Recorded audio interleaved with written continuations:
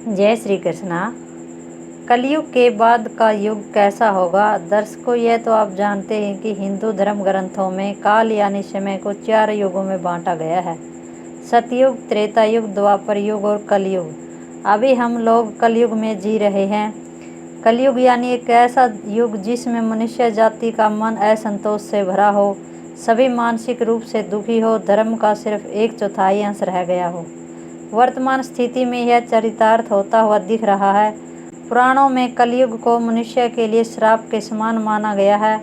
लेकिन क्या आपने कभी सोचा है कि कलयुग कब शुरू हुआ या फिर इस शापित युग का अंत कब होगा और उसके बाद कौन सा युग आएगा?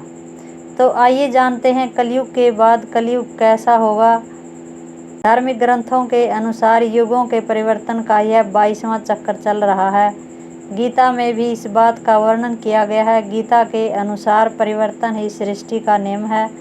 जैसे आत्मा एक शरीर को छोड़कर दूसरा शरीर धारण करती है, दिन के बाद रात होती है, जैसे ऋतु भी अपने निश्चित समय के साथ परिवर्तित होती है, ठीक उसी तरह एक निश्चित काल खंड के बाद इस सृष्टि में युग का परिवर्तन होना भी अटल सत्य है। विष्णु जी के अनुसार कलयुग में कलयुग से जुड़ी एक कथा का वर्णन किया गया है, जिसके अनुसार एक दिन किसी ने भगवान विष्णु से पूछा कि हे प्रभु, अभी द्वापर युग चल रहा है और कालखंड के चक्कर के अनुसार इसके बाद कलयुग आने वाला है, लेकिन मनुष्य उस युग को पहचानेंगे कैसे? तो विष्णु जी ने कहा कि जब दुनिया में पाप बढ़ जाएगा तब समझ लेना कि कलयुग शुरू हो चुका है। कलयुग की शुरुआत स्त्री के केशों से होगी। अभी जिन केशों को स्त्री आभूषण माना जाता है, उन्हीं केशों को कलयुग की स्त्री कटवाना शुरू कर देंगी। उसके बाद सभी स्त्री पुरुष सुंदर दिखने के लिए अपने बालों को रंगना शुरू कर देंगे और फिर कलयुग में किसी के भी बाल लंबे और काले नहीं दिखाई देंगे।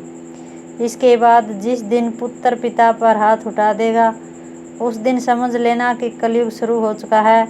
इतना ही नहीं, जब हर घर में कलह कलेश होने लगेंगे, कोई आपस में मिलकर नहीं रहना चाहेगा, लोग अपने ही घर में अपनों को मारने लगेंगे, तो समझ लेना कि कलयुग अपने चरम पर पहुंच चुका है। उसके बाद में शिव और ब्रह्मा एक हो जाएंगे और फिर जब कलयुग हम सब पर हावी हो जाएगा तो हम तीनों मिलकर इस युग का अंत कर देंगे और एक नए युग की शुरुआत होगी, जहां सब कुछ फिर से सत्य होगा। कलयुग का काल हिंदू धर्म ग्रंथों के अनुसार कलयुग का काल 4,32,000 साल लंबा है और कलयुग का प्रथम चरण ही चल रहा है। ऐसा माना जाता है कि कलयुग का प्रारंभ 3102 ईस्वी पूर्व से हुआ था, जब 5 ग्रह मंगल, बुध, शुक्र, बृहस्पति और शनि मेष राशि पर 0 डिग्री पर हो गए थे। इसका अर्थ यह हुआ कि कलयुग के 5,121 वर्ष बीत चुके हैं और 4,26,880 वर्ष अभी बाकी हैं।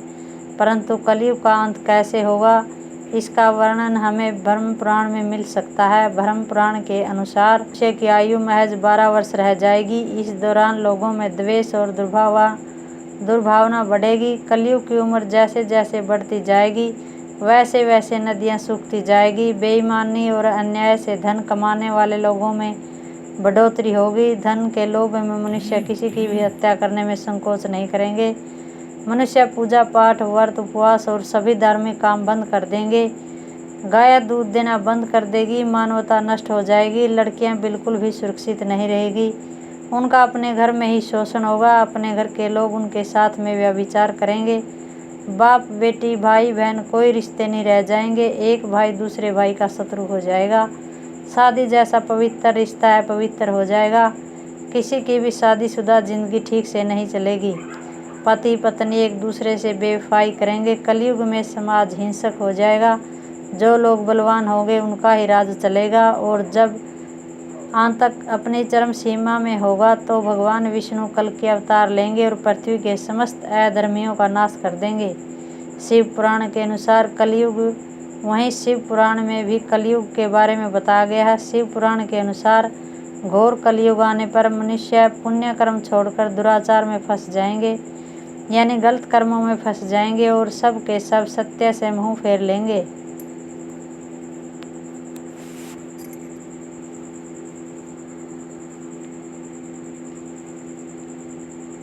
दूसरों की निंदा में तत्पर हो जाएंगे। दूसरों के धन को हड़प लेने की इच्छा मनुष्य के मन में घर कर जाएंगी। प्राय स्त्रियों पर मनुष्य का मन आसक्त होने लगेगा तथा वह दूसरे प्राणियों की हिंसा करने लगेंगे। सभी अपने शरीर को ही आत्मा समझेंगे। यह एक ऐसा युग होगा जिसमें मनुष्य नास्तिक और पशु बुद्धि वाले होंगे। संतान अपने माता पिता से द्वेष रखेगी। ब्राह्मण वेद बेचकर जीविका चलाएंगे। धन का उपार्जन करने के लिए ही विद्या का अभ्यास करेंगे और मन में मोहित रहेंगे। अपनी जाति के कर्म छोड़कर दूसरों को ठगेंगे। तीनों काल की संध्या उपासना से दूर रहेंगे। इसके अलावा सभी स्त्रियां भी स्वधर्म का त्याग कर देंगे। उनके शौर्य का भाव होगा। वह चोरी चकारी कर अपना पालन पोषण करेंगे। वह अपना कर्म धर्म छोड़कर उज्ज्वल वेशभूषा से विभूषित होकर व्यर्थ घूमेंगे।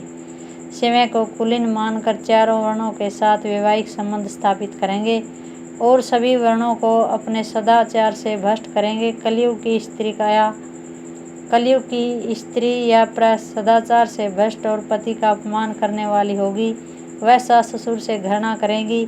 स्त्रियां किसी का भय नहीं मानेंगी, मलिन भोजन करेंगी। उनका शील स्वभाव बहुत बुरा होगा और वे अपने पति की सेवा से सदा ही विमुख रहेंगे। इसके अलावा भगवान श्री कृष्ण ने बताया कि कलयुग का अंत कैसे होगा, जिसका वर्णन महाभारत में किया गया है। श्री कृष्ण के अनुसार कलयुग के अंत के समय बड़े बड़े भयंकर युद्ध होंगे। भारी वर्षा, प्रचंड आंधी और जोरों की गर्मी पड़ेगी। लोग खेती काट लेंगे, कपड़े चुरा लेंगे, पानी पीने का सामान और पेटियां भी चुरा ले जाएंगे। चोर अपने ही जैसे चोरों की संपत्ति चुराने लगेंगे। हत्यारों की भी हत्या होने लगेगी। चोरों से चोरों का नाश हो जाने के कारण जनता का कल्याण होगा।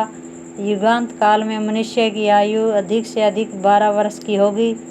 लोग दुर्बल, क्रोध, लोभ तथा बुढ़ापे और शोक से ग्रस्त होंगे। उस समय रोगों के कारण इंद्रियां क्षीण हो जाएंगी।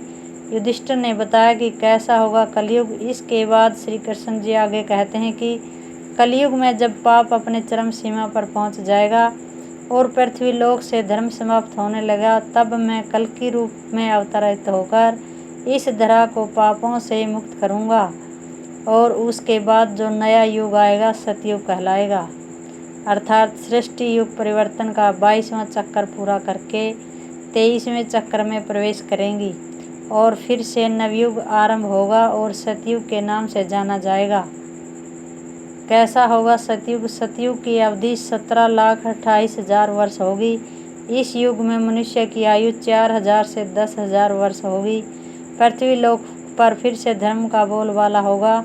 मनुष्य भौतिक सुख की जगह मानसिक सुखों पर बल देंगे। मनुष्यों में एक दूसरे के लिए नफरत की कोई जगह नहीं होगी। चारों ओर प्यार ही प्यार होगा। मानवता की पुनः होगी। मनुष्यों को परम ज्ञान की प्राप्ति होगी। लोग पूजन कर्मकांड में विश्वास करेंगे। सतयुग में मनुष्य अपने तपोबल से भगवान से बात कर सकेंगे। इस युग में लोगों को अपने शरीर पर पूर्ण नियंत्रण होगा। आत्मा का परमात्मा के मिलन से सभी सुखी होंगे। अर्थात सतयुग को इस सृष्टि का स्वर्ण युग कहा जाएगा। जय श्री कृष्ण।